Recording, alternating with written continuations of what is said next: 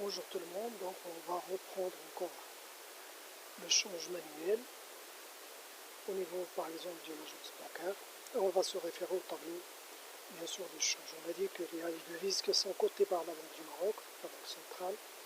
Il y a le cours d'achat, ça veut dire avec lequel on achète à un client, et le cours vente, c'est le cours qu'on applique quand un client demande qu'il soit donc délivré les devises cotées par la Banque du Maroc. Aujourd'hui on va voir qu'une agence, par exemple, on va prendre le cas d'une agence qui a un stock, ça veut dire il y a une quantité de devises de la veille. On va voir ça par rapport au tableau suivant.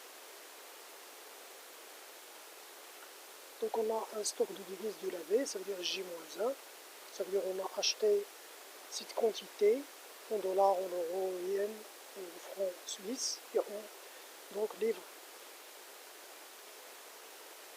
donc anglaises, britanniques. Ici, on va appliquer donc les devises achetées au client, ça veut dire on a ce stock-là, plus celui-là. Donc, on va vendre, bien sûr, à la banque du Maroc. Donc, sur la base du cours du jour, donc on a acheté cette quantité la veille. La contre-valeur, ça veut dire la colonne d'achat qu'on va appliquer pour chaque quantité de devises. On aura donc 3 millions et quelques qui est en stock, c'est en dirhams, l'équivalent de cette quantité en devises. Donc le lendemain, donc on a continué à acheter, on a acheté donc cette quantité, les mêmes devises, donc on va appliquer le cours d'achat, les mêmes, partout, ici. Donc ce qu'on a en quelque sorte ici, c'est 3 682 plus les 1 870. Maintenant, on continue l'activité. Donc ces devises qu'on a pu donc, acheter, donc une partie, on va donc la vendre à la clientèle. Donc la clientèle a demandé par exemple 5500, dans l'ensemble 5500, 6000, 450 000 les devises. On va appliquer la deuxième, ça veut dire cette colonne de vente donc aux clients désireux d'acheter nos devises. Donc on aura un total de 5 745 618. Bien. Maintenant ce qui reste, ça veut dire qu'on a ajouté ça à ça. Ce qui reste, on a vendu une partie ici.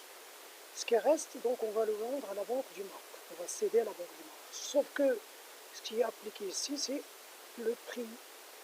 Donc le cours de vente à Banque du Maroc, c'est le cours d'achat clientèle. On a acheté des clients donc à un cours. On va multiplier par 1,06. On a dit que la commission qu'on va appliquer à la Banque du Maroc, c'est 6% par rapport au cours d'achat. Ok? Il se fait, donc on va avoir la contre-valeur, donc on va appliquer pour chaque cours, donc on va prendre ce cours d'achat, on va le multiplier par 1, pas celui-là, mais celui-là d'achat, donc on va appliquer donc le coefficient de 1,06. Ça veut dire ça, 9,74,97, c'est l'équivalent de 9,1978 fois 1,06. Ça veut dire fois 1 plus 6% de commission que l'on va donc appliquer à la Banque du Maroc. Bien. Donc, on a acheté 3 600 000, 1 870 000 qu'on a pu en quelque sorte vendre à combien? À 5 700 000 et à 645. Ça veut dire quoi? On a investi cette quantité d'argent, 3 682 000 et 1 871 et on a pu avoir en contrepartie 5 745 000 et quelques, et 645 000 donc de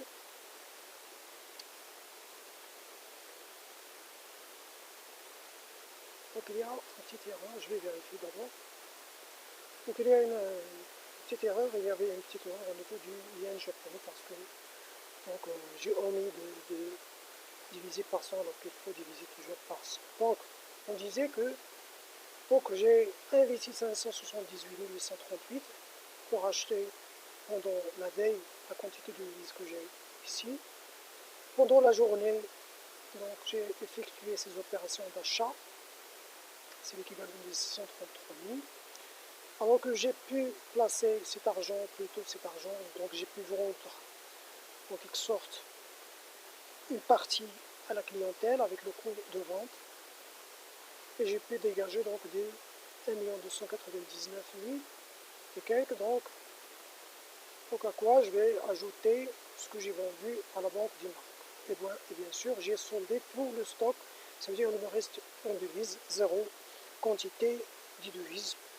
Bien sûr, après avoir donc, liquidé le reliquat, bien sûr.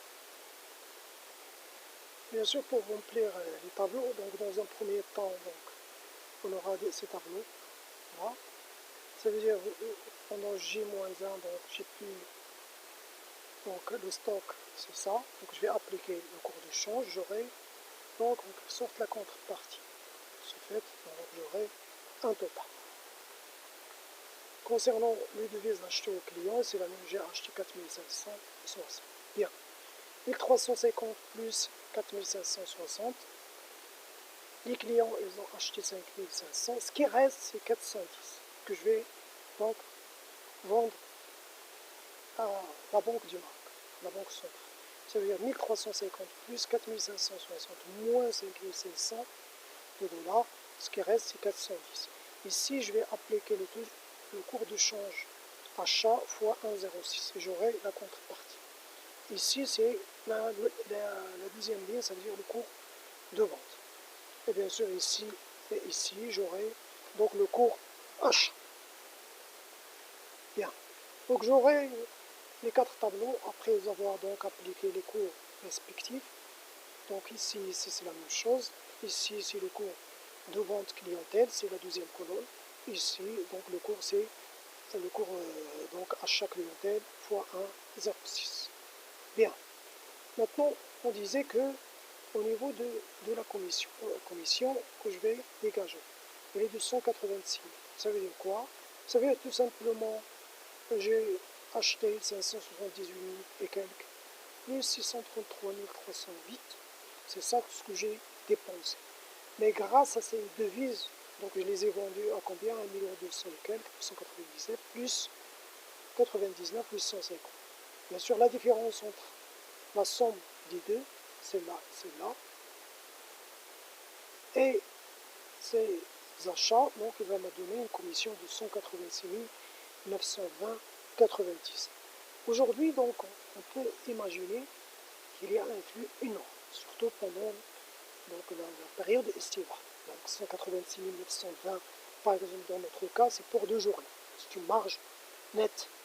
Au brut, ça revient au même.